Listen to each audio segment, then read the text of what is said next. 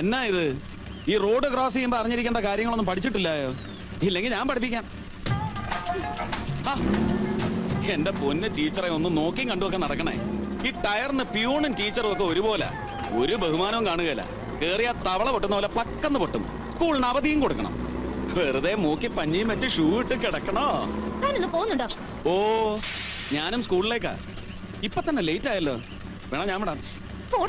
ഓ,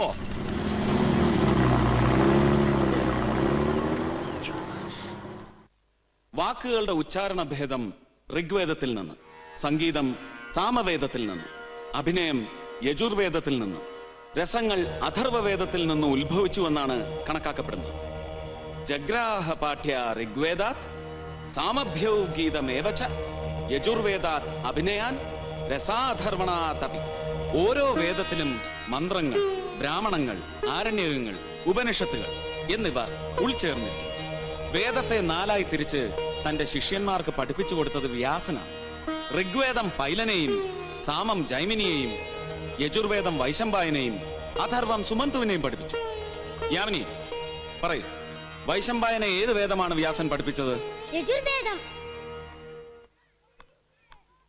sir, 8A സംസ്കൃതം ക്ലാസ്സിൽ കഴിഞ്ഞ പ്രാവശ്യം ഇവിടെ വണ്ടിയും കൊണ്ടുവന്ന ആള്. ഓ, അതോ? അതാണ് കുട്ടപ്പായി. ഒരർത്ഥത്തിൽ പറഞ്ഞ ഈ സ്കൂളിന്റെ ഉടമ.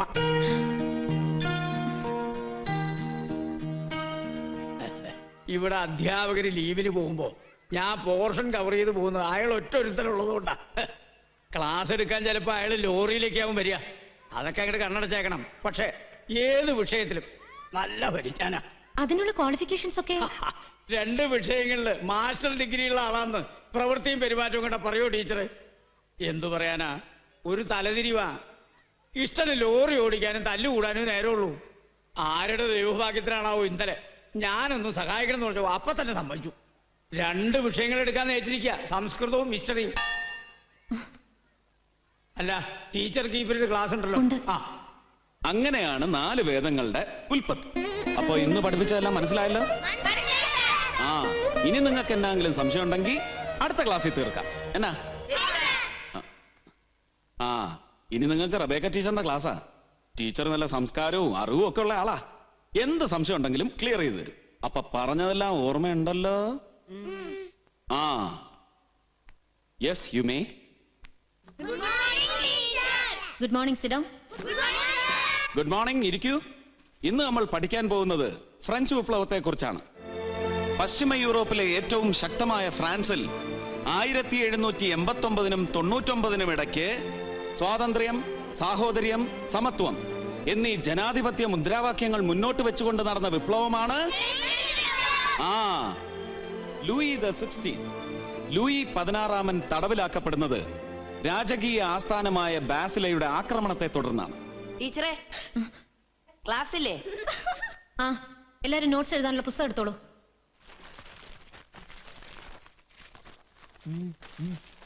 ടീച്ചറെ, ഒരു സംശയമുണ്ട്. എന്താ സംശയം? ഈ അഷ്ടധർമ്മങ്ങൾ എന്ന് പറഞ്ഞാൽ എന്താ ടീച്ചറെ?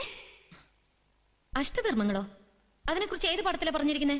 പാഠത്തിലില്ല, ഒരു സംശയം ചോദിച്ചതാ. ടീച്ചർക്ക് അറിയില്ലേ? അത് ഞാൻ റെഫർ ചെയ്തിട്ട് നാളെ പറഞ്ഞുതരാം. Sit down. ധർമ്മങ്ങളെ പൗരാണികർ 8ആയി തരംതിരിച്ചിരിക്കുന്നു. യാഗം, വേദാഭ്യാസം, ദാനം, തപസ്, സത്യം, ക്ഷമ, ദയ, ലോപമില്ലായ്മ. ഇതാണ് അഷ്ടധർമ്മങ്ങൾ. അഷ്ടവർഗങ്ങൾ എന്ന് പറഞ്ഞാൽ 8 ഔഷധങ്ങളാണ്. അതിൽ ചിലത് ചേർന്നാൽ അത് വാദത്തിനുള്ള കഷായ. ഇവിടെ ചിലർക്ക് അത് കൊടുക്കേണ്ടി വരും. സർ, ബ്രഹ്മലക്ഷത്രയങ്ങൾ ഏതൊക്കെയാ? അതൊക്കെ ക്ലാസ് ടീച്ചറോട് ചോദിക്കേ. ഏതാ ടീച്ചറെ? സർ, അതും ടീച്ചർക്ക് അറിയില്ല. അയ്യോ, കഷ്ടം. ബ്രഹ്മലക്ഷണങ്ങൾ: സത്യം, ശിവം, ശാന്തം. ശാന്തം എന്ന് പറഞ്ഞ ഇപ്പതേ ടീച്ചർ നിൽക്കുന്നില്ലേ, അതുപോലെ ശാന്തം, പാവം. ടീച്ചറെ, എന്യൂറോസിസ് എന്ന് പറഞ്ഞാൽ എന്തുവാ? സിലബസ് ഇല്ലാത്തൊന്നും ചോദിക്കണ്ട. കണ്ടോ കണ്ടോ, ടീച്ചർക്ക് ദേഷ്യം വന്നു തുടങ്ങി. അത് ടീച്ചർക്ക് പറയാൻ പറ്റുന്ന ഉത്തരവായിരുന്നല്ലോ. കാരണം ടീച്ചറും ചെറുപ്പത്തിൽ അതൊക്കെ ചെയ്തു കാണുവേ. മനസ്സിലായില്ലയോ? എന്യൂറോസിസ്, കിടക്കപ്പായ കിടന്ന മുള്ളണ സ്വഭാവം.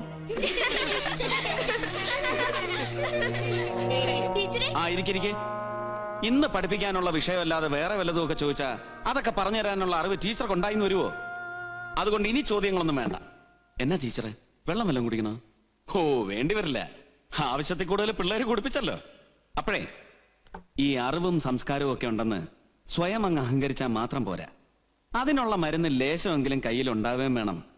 അതുകൊണ്ട് ടീച്ചർ അന്ന് പറഞ്ഞതുപോലെ ഓരോരുത്തർക്കും ഓരോ പണി പറഞ്ഞിട്ടുണ്ട്. ടീച്ചർക്ക് പറഞ്ഞിരിക്കുന്ന പണി വീട്ടിലിരുന്ന് കെട്ടിയോന് 4 നേരം വെച്ചു വിളമ്പി എന്റെ അമ്മച്ചിയെ പോലെ ഒരു 5-6 എണ്ണത്തിനെ പെറ്റ് വളർത്താനാ. അതല്ലേ നല്ലത് എന്റെ വിവരദോഷി ടീച്ചറെ. ടീച്ചറെ,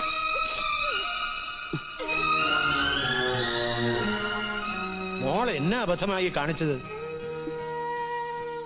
2-3 ലക്ഷം വാങ്ങിയിട്ടാ പലയിടത്തും അധ്യാപകരെ നിയമിക്കുന്നത്.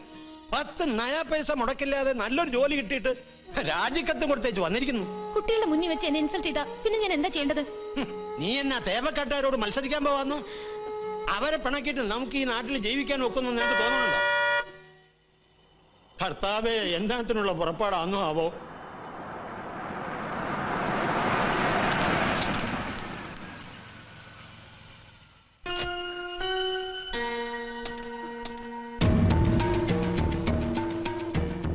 ഒരാളെ വിട്ട് അറിയിച്ചിരുന്നേല് ഞാൻ അങ്ങോട്ട് വരുമായിരുന്നല്ലോ. കയറി ഇരുന്നാട്ടെ. വേണ്ട, സ്കൂളിലെ വിവരങ്ങൾ അറിഞ്ഞോണ്ട് വന്നതാ.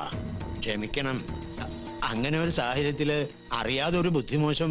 തെമ്മാടിത്തരം കാണിച്ച അടിച്ച് കരണം പൊട്ടിക്കുക വേണ്ടത്.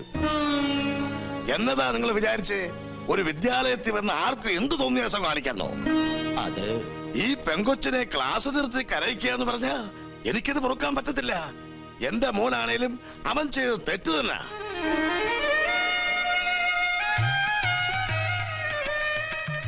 ഈ ലോകത്ത് എന്റെ അപ്പന് സഹിക്കാൻ മേലാത്തത് ഒന്ന് മാത്രമേ ഉള്ളൂ, പെങ്കൊച്ചുങ്ങളുടെ കണ്ണീര്.